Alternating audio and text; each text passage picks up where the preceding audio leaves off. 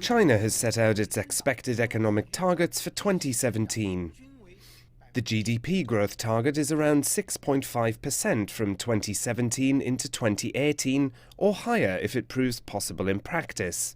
That figure is slightly down on last year's target range, which was between 6.5 and 7% and represents a 25-year low. The report says the target is in line with both economic principles and realities, adding that it will help stabilize market expectations and facilitate the country's structural adjustments. The report also aims for consumer price inflation of around 3%. China aims to create more than 11 million jobs this year and aims to keep the urban unemployment rate within 4.5%.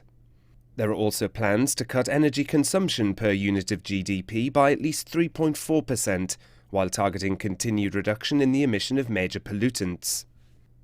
Premier Li vowed to tackle state-owned zombie enterprises which produce more coal and steel than the market needs.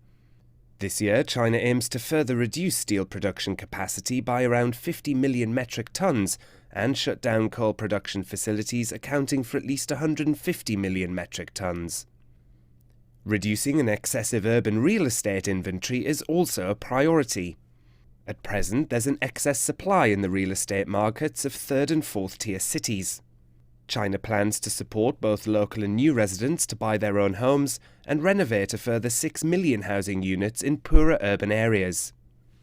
Li said that faster progress in efforts to improve the environment and in particular air quality is a key concern and critical to sustainable development. We will fight the good fight to safeguard our blue skies. This year, we'll see the sulfur dioxide and nitrogen oxide emissions are both cut by 3%, and that fine particulate matter density in key areas falls markedly. Li unveiled plans to invest 800 billion yuan in railway construction and 1.8 trillion yuan for highway and waterway projects. He said it was an aim to support even more global economic cooperation projects and to uphold the country's leading role in the multilateral trading system. China would like to work with other countries to validate the upgrade of the ASEAN-China Free Trade Area Agreement.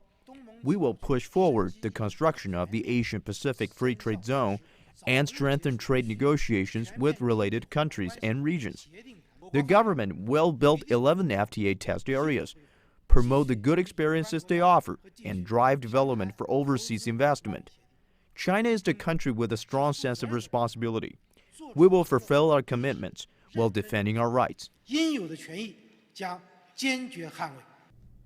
Economists say it's a delicate balancing act to support growth and maintain liquidity while pursuing reforms and taming unruly financial forces. Li said China would continue to implement a proactive fiscal policy, adding that the government aimed to cut companies' tax burden by around 350 billion yuan this year, that's around $51 billion. While more small businesses with lower profits will enjoy halved corporate income tax. For reforms to state-owned enterprises, Li said China will complete the introduction of corporate systems and deepen reform to establish mixed ownership systems. Substantive progress is also expected to be made in industries including electric power, petroleum, natural gas, railways, civil aviation, telecommunications and defence. Gavin, Blackburn, CGTN.